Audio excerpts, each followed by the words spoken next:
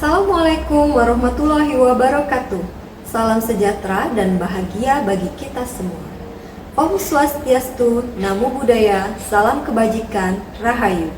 Perkenalkan, saya Hedi Sriati.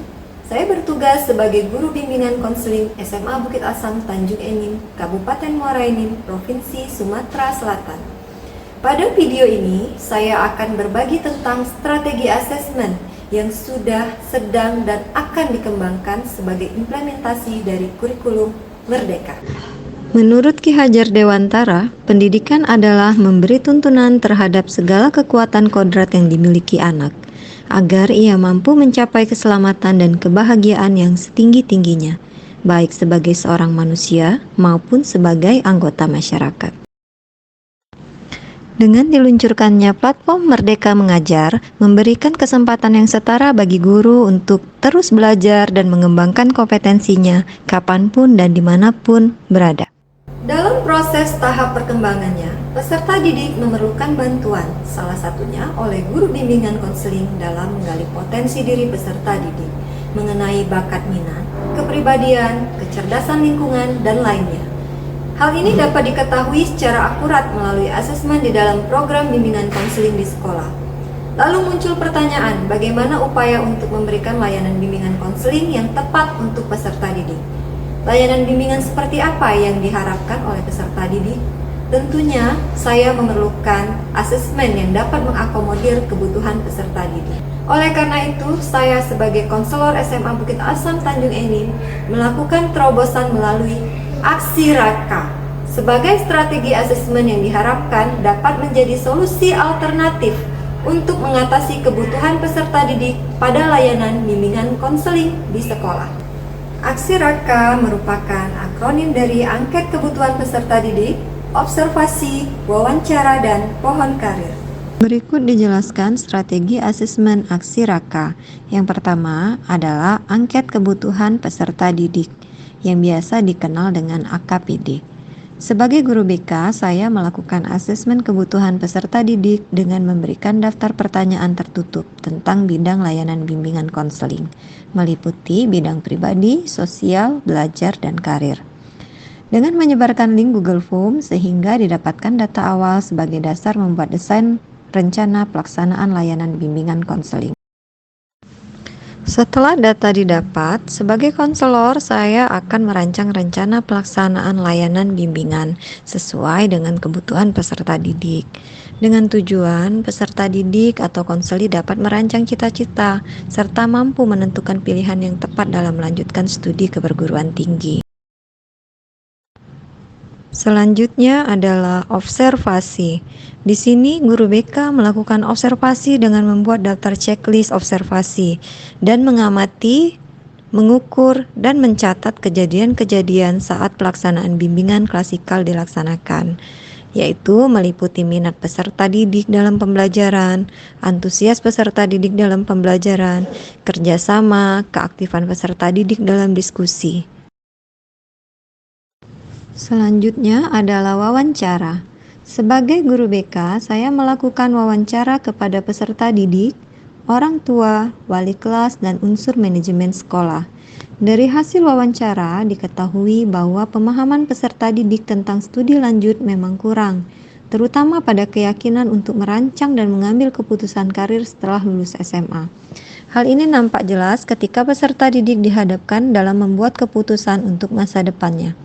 Peserta didik masih bingung dan belum yakin akan kekuatan yang dimiliki untuk mendukung cita-citanya. Selain itu, bagi orang tua, layanan bimbingan konseling di sekolah sangat dibutuhkan bagi peserta didik karena dapat membantu menjembatani pemahaman mengenai perguruan tinggi yang seringkali tidak diketahui oleh orang tua. Oleh karena itu, bahwasanya layanan bimbingan konseling merupakan bagian penting dalam mewujudkan budaya positif yang berpihak kepada murid sehingga dapat menghasilkan generasi yang berkualitas. Terakhir adalah pohon karir. Salah satu asesmen yang bisa digunakan pada bimbingan konseling adalah pohon karir. Dengan tujuan peserta didik dapat mengeksplorasi minat dan bakat, peserta didik dapat menentukan minat studi lanjut dengan menggali potensi diri yang dimiliki. sehingga dapat mempresentasikan hubungan bakat minat yang dimiliki dan hubungannya dengan perencanaan studi lanjut di perguruan tinggi. Pada tahap ini, peserta didik diharapkan sudah mampu merencanakan dan memutuskan cita-cita dan harapan karir yang akan mereka pilih, sehingga peserta didik dapat memutuskan jurusan apa yang akan mereka pilih di perguruan tinggi kelak. Aksi Raka sebagai strategi dari asesmen pembelajaran dalam layanan bimbingan konseling yang memberi dampak sangat positif sebagai pemenuhan kebutuhan peserta didik, khususnya bagi SMA Bukit Asam Tanjung Enim. Rekan sejawat bimbingan konseling terlihat mulai melakukan asesmen pembelajaran yang sesuai dengan kebutuhan peserta didik. Sehingga sebagai guru BK melaksanakan layanan bimbingan konseling di sekolah, konselor bukan hanya berspekulasi berdasarkan opini, tetapi layanan bimbingan konseling merupakan satu proses yang direncanakan dengan matang dan tepat sasaran, sesuai dengan kebutuhan peserta didik yang sebenarnya. Assalamualaikum warahmatullahi wabarakatuh. Perkenalkan, saya Teni Dahyani, Kepala SMA Bukit Asam Tanjung Enim.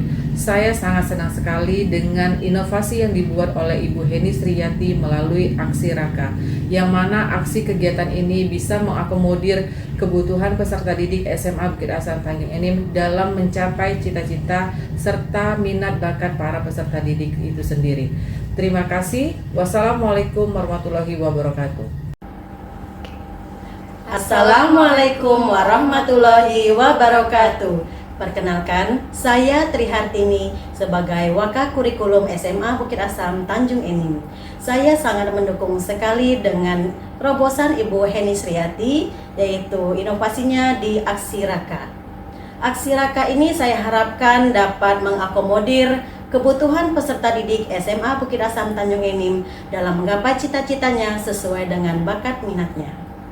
Saya, Fira Helena, sebagai guru BK SMA Bukit Asam Tanjung Enim, dengan adanya Aksi Raka, membuat kegiatan layanan bimbingan dan konseling menjadi lebih mudah dan membantu dalam memenuhi kebutuhan peserta didik, sehingga peserta didik dapat meraih cita-cita yang mereka inginkan.